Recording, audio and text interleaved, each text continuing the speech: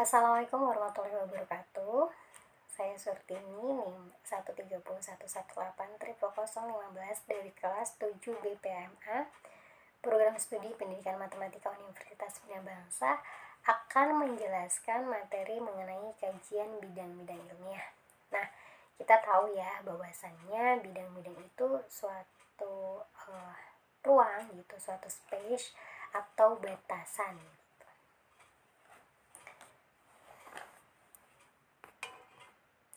Nah, yang pertama di dalam kajian bidang filsafat itu dibagi menjadi 3 bidang. Yang pertama ada ontologi, epistemologi, dan aksiologi. Nah, itu merupakan batasan-batasan dari pemikiran yang terdapat pada filsafat. Yang pertama ada ontologi. Pengertian dari ontologi. Jadi ontologi secara bahasa berasal dari kata om atau ontos yang berarti ada dan logos yang artinya ilmu. Sehingga nih ontologi itu dapat diartikan suatu ilmu yang mempelajari sesuatu yang ada gitu, baik secara fisik, secara bentuk jasmani maupun rohaninya gitu. Nah, dari ontologi juga ini dapat membahas mengenai klasifikasi ataupun definisi yang terdapat pada suatu benda atau objek yang menjadi konsep atau penelaahan. Nah, sehingga nanti ontologi ini dapat membedakan nih suatu benda yang satu dengan yang lain. Nah, misalnya nih ya, di sini ada tabung, ada celengan. Nah, celengan ini tentunya berbeda dengan Rubik. Dalam arti secara fisiknya itu berbeda. Dari bentuknya misalnya, ternyata celengan ini berbentuk tabung gitu. Yang di atasnya memiliki penutup berupa lingkaran. Nah, kemudian kan ini ada Rubik yang berbentuk kubus yang tentunya berbeda secara fisik dan definisinya dengan tabung dan kubus. Jadi dapat menentukan klasifikasi atau pengertian mengenai objek atau benda yang akan kita teliti. Nah, setelah itu aspek ontologi. Nah, aspek ontologi ini sebuah kategori gitu, objek yang akan ditelaah gitu, yang bersifat ada dan realitas dari semua bentuknya. Seperti tadi kan ya, adanya tabung itu kan suatu objek yang real gitu, yang kita bisa lihat dan ya kita bisa gitu, bentuknya kita bisa tahu dan kita bisa definisikan. Nah, kalau misalnya di sini ada pendekatan secara realitas, pendekatan secara kualitatif, itu secara deskripsi kita dapat menggambarkannya gitu ya. Kemudian kalau misalnya secara kuantitatif kita dapat menjelaskan mengenai dengan jumlahnya gitu.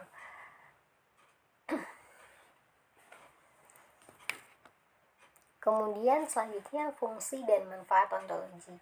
Jadi yang pertama refleksi secara kritis suatu objek yang diamati. Nah, dari sini kita dapat mengkritisi, dapat mencerminkan gitu secara kritis suatu objek. Seperti tadi benda yang kita amati berupa tabung, nanti kita bisa secara kritis mendefinisikan suatu benda yang sedang kita amati. Kemudian membantu menyelesaikan masalah relasi. Seperti tadi hubungannya apa sih dengan si kubus, ternyata dari perbandingan tersebut kita lihat tidak ada hubungannya. Yang kemudian dapat mengeksplorasi secara mendalam definisi, klasifikasi terhadap suatu permasalahan. Nah, dari tadi ya, dari bentuk yang tadi gitu, misalnya baik tabung maupun kubus, kita dapat memperdalam nih definisi dan mengklasifikasikan suatu permasalahan. Oh, ternyata si kubus ini merupakan sebuah bangun ruang, tapi dalam klasifikasi benda yang berbentuk datar atau bangun datar. Nah, kemudian kalau misalnya tabung, kita dapat klasifikasikan ternyata ini merupakan sebuah bangun ruang dari bentuk bangun datar berupa lekungan gitu tuh, atau misalnya lingkaran. Kemudian ada aliran-aliran dalam ontologi. Yang pertama, monoisme. Nah, monoisme ini suatu hakikat atau paham gitu, suatu pemikiran yang membahas mengenai asal atau kenyataan berasal dari satu sumber pokok dominan. Nah, misalnya kita tadi sedang membahas mengenai tabung, ya kita fokus hanya kepada satu pokok dominan, yaitu kita bahas mengenai tabung berupa definisinya. Kemudian ada dualisme. Dualisme ini menganggap hakikat yang terdiri dari dua macam, yaitu hakikat materi dan rohani. Jadi dualisme ini suatu paham gitu yang menganggap bahwasanya suatu benda itu ya secara fisik dan rohaninya itu dapat dikaji gitu. Kemudian pluralisme atau plur, yaitu kalau misalnya kita artikan tuh suatu yang nyata gitu. Jadi segala macam bentuk merupakan suatu kenyataan gitu tuh, ya real gitu.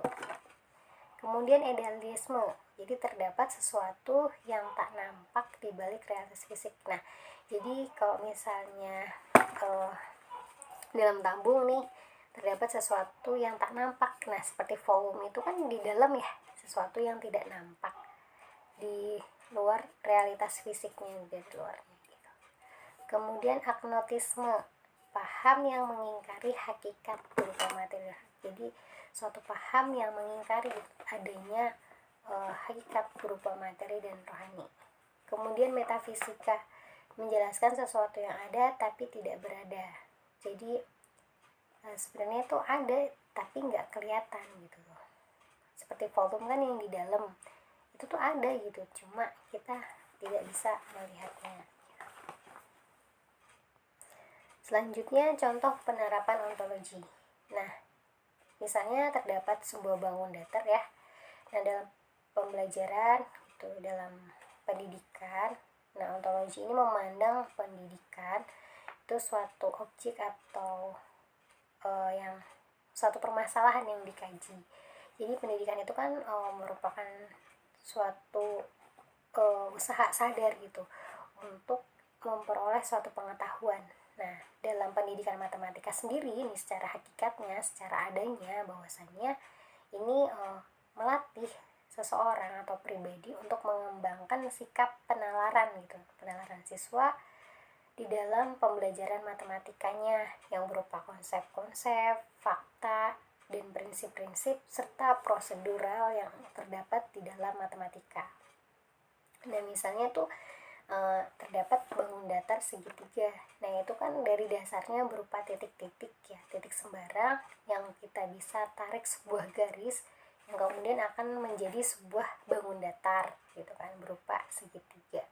Kemudian ternyata yang namanya segitiga, oh ternyata sisinya mempunyai 3. Kemudian kita kaji lagi secara mendalam dan ditemukan prinsip-prinsipnya. Oh ternyata besar sudutnya secara keseluruhan itu adalah 180 derajat. Dan kemudian dikembangkan lagi, itu terdapat konsep teorema Pythagoras ternyata yang terdapat di dalam bangun ruang segitiga. Kemudian yang kedua adalah epistemologi. Pengertian epistemologi. Jadi epistemologi ini berasal dari bahasa Yunani yaitu episteme dan logos yang artinya pengetahuan dan teori. Jadi secara istilah ini mengkaji apa yang sesungguhnya ilmu dan dari mana sih sumber ilmu pengetahuan tersebut. Kemudian kebenarannya itu seperti apa. Jadi ini merupakan kayak teori gitu. Teori yang membahas mengenai asal usulnya ini dari mana sih gitu tuh. Kemudian seberapa pentingnya ilmu pengetahuan ini dan sifat-sifatnya itu seperti apa. Dengan demikian gitu, epistemologi ini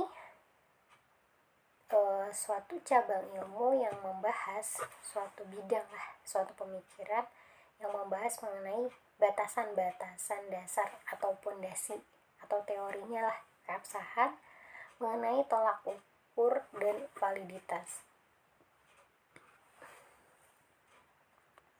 Kemudian cakupan epistemologi, yang pertama pokok bahasan. Jadi namanya teori harus ada pokok bahasan, yaitu membahas secara umum pengiraan itu, apa yang dapat dilihat. Misalnya dari mana sih sumber pengetahuan tersebut, kemudian apakah ada ciri-cirinya, itu kan secara indrawi. Kemudian ada sudut pembahasan. Nah,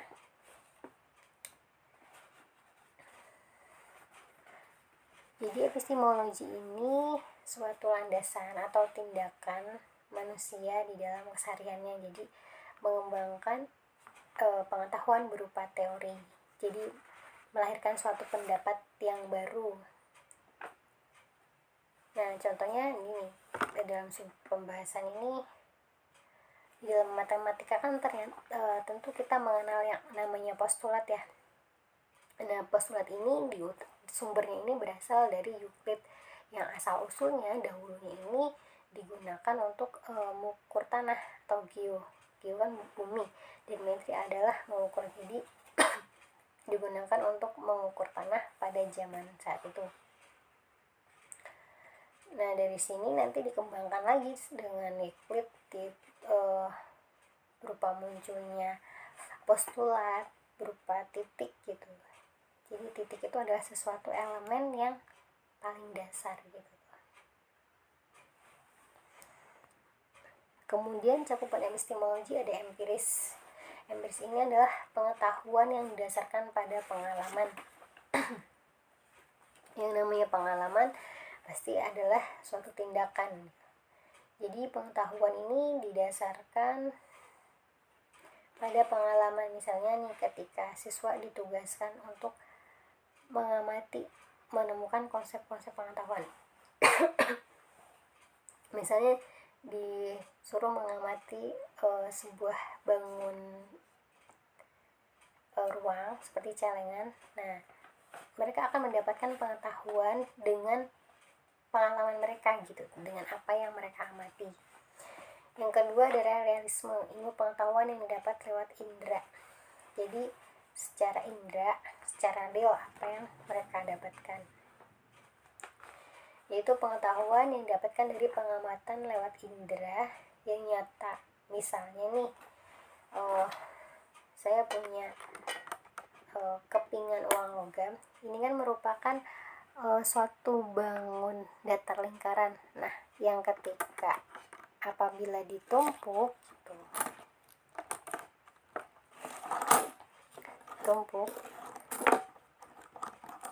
nah ini nanti akan menyerupai bangun ruang seperti tabung. Ternyata dari tumpukan-tumpukan bangun datar itu memiliki tinggi. Nah, kan terdapat volume. Nah, secara realitas dan secara empiris, siswa ini melatih mendapatkan pengetahuannya. Kemudian ada kritisme.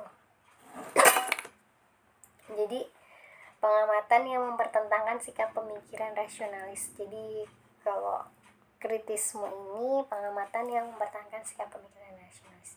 Jadi mengkritisi, kenapa sih bangun ruang berupa tabung ini misalnya terdapat volume gitu, dan kenapa sih asalnya ini dari tumpukan-tumpukan bangun datar lingkaran. Nah, kalau misalnya untuk bangun datar kubus apakah sama gitu, jadi dikritisi, dipertentangkan gitu. Kemudian selanjutnya ada aksiologi. Nah, aksiologi ini definisi aksiologi berasal dari kata aksios yang dalam bahasa Yunani artinya nilai dan logos artinya ilmu. Jadi aksiologi ini adalah suatu ilmu pengetahuan yang didasarkan pada nilai. Jadi nilai atau manfaatnya. Jadi aksiologi ini mempelajari mengenai manfaat apa sih yang diperoleh dari pengetahuan tersebut. Kalau misalnya kita perdalam hakikatnya seperti apa, nilainya seperti apa. Kemudian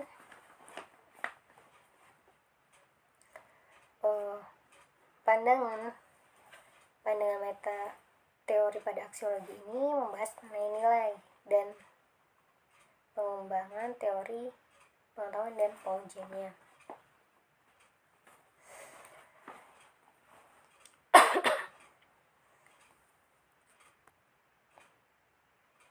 Nah, matematika ini dalam perspektif atau pandangan orang lain kan berdasarkan nilainya tuh berbeda-beda ya. Ada yang menilai matematika itu mudah, kemudian ada yang menilai matematika itu sulit. Jadi ini dapat dilihat dari aksiologinya gitu, sudut pandangnya atau sudut menilainya ini dari mana. Kemudian pemikiran-pemikiran di dalam aksiologi ini ada etika. Ya, namanya etika adalah mempelajari mengenai nilai atau kualitas yang menjadi studi mengenai patokan standar moral. Jadi etika, yang namanya etika itu kan suatu perbuatan ya. Jadi mempelajari mengenai nilai atau kualitas yang jadi patokan. Jadi seseorang ini beretika atau enggak sih? Jadi ada nilainya, ada patokannya yang menyatakan seseorang itu bermoral atau beretika. Kemudian logika. Jadi logika ini adalah paham yang mengutamakan pertimbangan pikiran. Jadi logika ini mengusahakan pertimbangan akal pikiran yang diutarakan dengan kata-kata dan dalam bahasa dan mengungkapkan kecakapan berpikir secara logika. Kemudian estetika. Nah, estetika itu kan keindahan, pemikiran mengenai keindahan dan bagaimana seorang dapat merasakan. Jadi estetika ini bersifat subjektif. Jadi nggak semua orang itu menganggap sesuatu itu sulit, misalnya tadi berdasarkan pandangan atau keindahan yang dia rasakan. Jadi lebih ke perasaan estetika. Baiklah, mungkin demikian yang dapat saya sampaikan. Kurang lebihnya saya mohon maaf. Saya akhiri. Wassalamualaikum warahmatullahi wabarakatuh.